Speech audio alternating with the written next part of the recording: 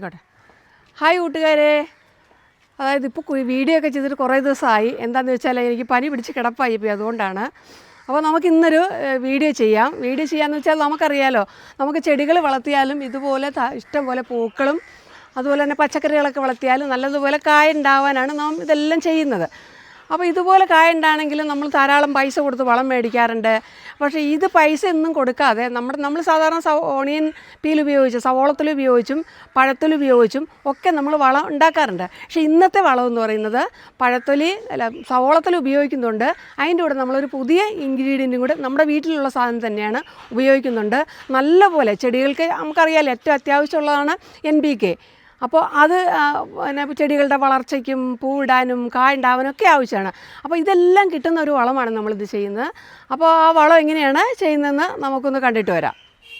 അപ്പോൾ ഇത് കണ്ടോ, ഈ ചീനിയിലൊക്കെ ഉള്ള മുളകൊക്കെ നോക്കിയത് നിങ്ങൾ. അപ്പോൾ യാതൊരു കേടുമില്ല, ഇതിന് നല്ല ഹെൽത്തി ആയിട്ടാണ് നിൽക്കുന്നത്.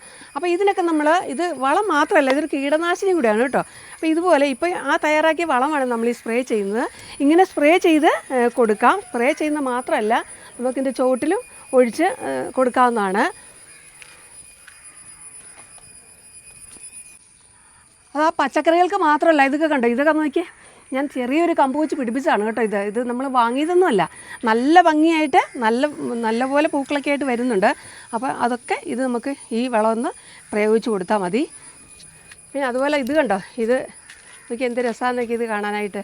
ഇത് ശംഖുപുഷ്പമാണ്, നീല ശംഖുപുഷ്പം ഉണ്ട്. ഇതിനകത്ത് വെള്ളയും കൂടെ ഉണ്ട്, ഞാൻ ഇട്ടിട്ടുണ്ട്. അതും ഇങ്ങനെ കയറ്റി വിട്ടിരിക്കുകയാണ്. അപ്പോൾ ഇതെല്ലാം നമുക്ക് നല്ല ഭംഗിയായിട്ട് വളർത്താൻ പറ്റും ഈ വളം ചേർത്ത് കൊടുത്താൽ.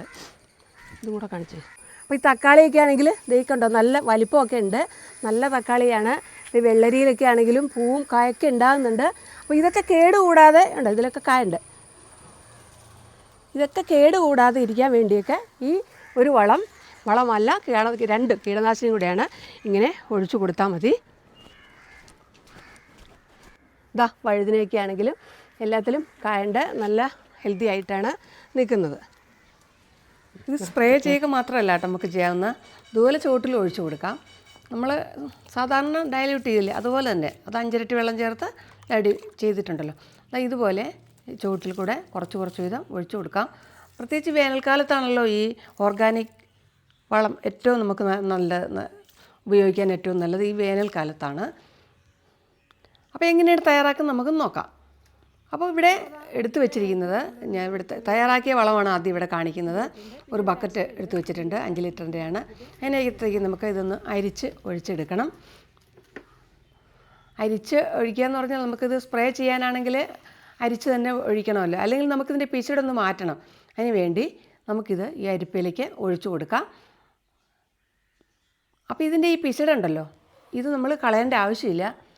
ഇത് നമുക്ക് നമ്മുടെ ഏത് ചെടിയുടെ ഏത് പ്ലാന്റിൻ്റെ ചുവട്ടിലും ഇത് നമുക്ക് കുഴിച്ച് ഇടുകയും കൂടി ചെയ്യാം. അപ്പോൾ ഇതിൻ്റെ ഈ സത്തൊക്കെ ഇങ്ങോട്ട് പിഴിഞ്ഞ് മാറ്റിയിട്ട് ഇത്രയും വേസ്റ്റായിട്ട് കിട്ടിയിട്ടുണ്ട്. വേസ്റ്റല്ല, വളം തന്നെയാണിത്. കണ്ടോ, ഇതിനകത്ത് എന്തൊക്കെയാണ് ഉള്ളത് നിങ്ങൾ ശ്രദ്ധിച്ചിട്ടുണ്ടോ? ഉലുവയുണ്ട്, കണ്ടോ, നല്ല എന്താ പറയുക, നല്ല സ്ട്രോങ് ആണ് കേട്ടോ. ഇതൊന്നും കൊണ്ട് നമ്മുടെ ചെടിയുടെ വീട്ടിൽ ഒഴിച്ചു കൊടുക്കാൻ പാടില്ല, അത് കരിഞ്ഞു പോവും. ഭയങ്കര സ്ട്രോങ് ആണിത്. അപ്പോൾ ഇതിനകത്ത് നമുക്ക് ആണ് വെള്ളം ചേർത്ത് കൊടുക്കേണ്ടത്.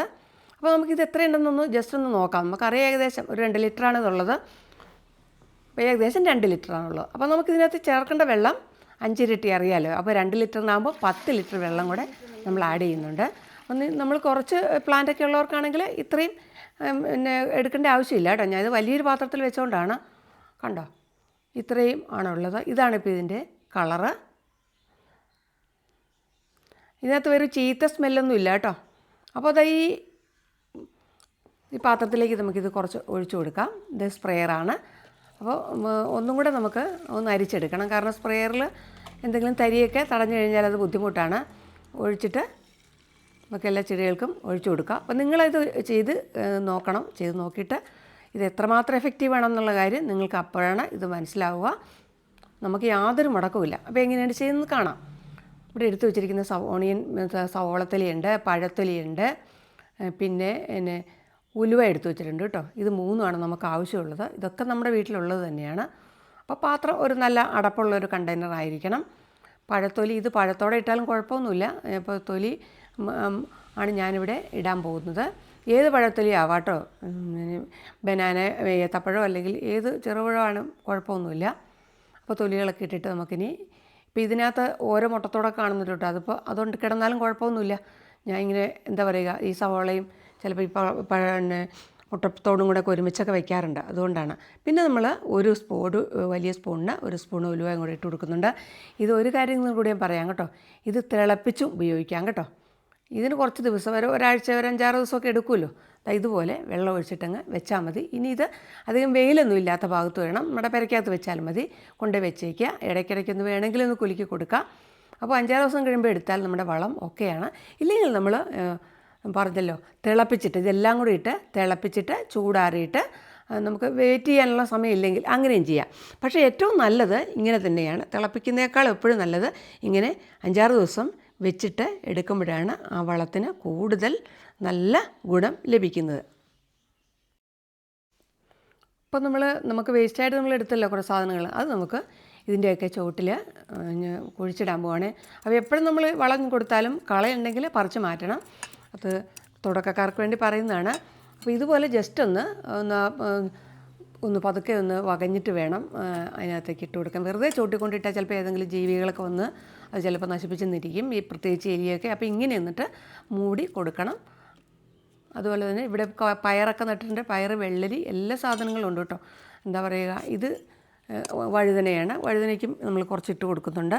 വീട്ടിൽ നമ്മളിപ്പോൾ പച്ചക്കറി എനിക്ക് വാങ്ങേണ്ട ആവശ്യമില്ല കേട്ടോ. നമ്മുടെ വീട്ടിൽ തന്നെ ഇഷ്ടം പോലെ നമ്മുടെ ആവശ്യമുള്ള പച്ചക്കറികളെല്ലാം നമുക്ക് ഇങ്ങനെ ഇതുപോലെ കുറച്ചൊന്ന് പണിയെടുത്താൽ നമുക്ക് ഉണ്ടാക്കിയെടുക്കാവുന്നതാണ്. നമ്മൾ ഈ വിഷം വാങ്ങിച്ച് കഴിക്കുക ഇതൊക്കെ. അപ്പോൾ നിങ്ങളിത് ഇങ്ങനെയൊക്കെ ട്രൈ ചെയ്യണേ. അതുപോലെ തന്നെ ചെറിയ തൈ ഈയിടെ ഇത് കൃഷിഭവനിൽ നിന്ന് കിട്ടിയതാണ്. നല്ല പോട്ടാണ് കേട്ടോ ഇത്. നിങ്ങളൊക്കെ ഇത് വാങ്ങിക്കണം. ഈ ചെറിയ തൈ ആണെങ്കിൽ പോലും അതിൽ നമുക്ക് ഇതിങ്ങനെ സ്പ്രേ ചെയ്ത് കൊടുക്കാം. 10 പോട്ടാണ് എനിക്ക് കിട്ടിയിരിക്കുന്നത്. നിങ്ങളൊക്കെ ഇങ്ങനെ വാങ്ങുന്നുണ്ടാവുമെന്ന് കരുതുന്നു. അപ്പോൾ എല്ലാത്തിലും നമുക്ക് സ്പ്രേ ചെയ്ത് കൊടുക്കാം. കീടങ്ങളുടെ ആക്രമണം ഉണ്ടാകാതിരിക്കാൻ ഏറ്റവും നല്ലതാണിത്. ഒരു വളം മാത്രമല്ല, ഇത് നല്ലൊരു കീടനാശിനിയും കൂടെയാണ് എന്നുള്ള കാര്യം നിങ്ങൾ തിരിച്ചറിയേണ്ടതുണ്ട്. മുമ്പൊക്കെ എൻ്റെ പച്ചക്കറികൾക്കൊക്കെ ഭയങ്കരമായിട്ട് മീലിബഗും ഒത്തിരി പ്രശ്നങ്ങളുണ്ടാവാറുണ്ട്. ഇപ്പോൾ ഇങ്ങനെയൊക്കെ ചെയ്യുന്നതുകൊണ്ടാവാം ഇപ്പം നല്ലപോലെ നന്നായിയാണ് നിൽക്കുന്നത്. ഇത് കണ്ടില്ലേ, ഇത് അതുപോലത്തെ ഇത് നല്ല 10 മണി കണ്ടോ, നല്ല നിറച്ച് മുട്ടായിട്ടാണ് നിൽക്കുന്നത്. അപ്പോൾ ഈ പച്ചക്കറി മാത്രമല്ല, ഞാൻ പറഞ്ഞ ചെടികൾക്കും ഇതിലൊക്കെ ഇതുപോലെ നമുക്ക് സ്പ്രേ ചെയ്ത് കൊടുത്താൽ നല്ലപോലെ വീണ്ടും വീണ്ടും പൂവൊക്കെ ഉണ്ടാകും. ഇതിപ്പോൾ കട്ട് ചെയ്യാറായിട്ടുണ്ട്. കട്ട് ചെയ്തിട്ട് വേറെ പാത്രത്തിലേക്ക് നമുക്ക് നട്ട് കഴിയുമ്പോൾ കുറച്ചുകൂടെ സ്ട്രോങ് ആയിട്ട് ഇത് വളർന്നു വരും. ഇതതുപോലെ ഇത് നല്ലൊരു കുഞ്ഞ് ഫ്ലവറാണെങ്കിലും നല്ലൊരു ഭംഗിയാണ്. അതിൻ്റെ ഇലയാണെങ്കിലും കണ്ടാൽ നല്ലൊരു തിക്കായിട്ടുള്ള ലീഫും. ഇതുപോലെ ഇങ്ങനെ സ്പ്രെഡ് ചെയ്ത് വളരുന്നൊരു പ്ലാന്റാണ്. പെട്ടെന്ന് എൻ്റെ പേരെനിക്ക് വിട്ടുപോയി കേട്ടോ. നിങ്ങളത് അറിയാവുന്നവരൊന്ന് കമൻറ്റ് ചെയ്യണേ. അപ്പോൾ കുരുമുളകിലൊക്കെ കുറച്ച് കുരുമുളകൊക്കെ ഉണ്ടായിട്ടുണ്ട്. അതിനൊക്കെ നമുക്കൊന്ന് സ്പ്രേ ചെയ്ത് കൊടുക്കാം. അപ്പോൾ ഇന്നത്തെ വീഡിയോ നിങ്ങൾക്ക് യൂസ്ഫുള്ളായി കാണുമെന്ന് എനിക്കറിയാം. അപ്പോൾ നിങ്ങൾ ഇഷ്ടമായെങ്കിൽ ലൈക്ക് ചെയ്യണം, മറ്റുള്ളവർക്കെല്ലാം ഒന്ന് ഷെയർ ചെയ്ത് കൊടുക്കണം. അതുപോലെ തന്നെ എൻ്റെ ചാനൽ ആദ്യമായിട്ടാണ് കാണുന്നവരുണ്ടെങ്കിൽ ഒന്ന് സബ് ചെയ്ത് സപ്പോർട്ട് ചെയ്യണേ. സബ് ചെയ്യുമ്പോൾ ബെല്ലൈക്കൺ എനേബിൾ ചെയ്ത് ഓൾ എന്ന ഓപ്ഷൻ ഒന്ന് സെലക്ട് ചെയ്യണം. അപ്പോൾ നെക്സ്റ്റ് വീഡിയോയിൽ കാണുന്നവരെ എല്ലാവർക്കും ബായ്.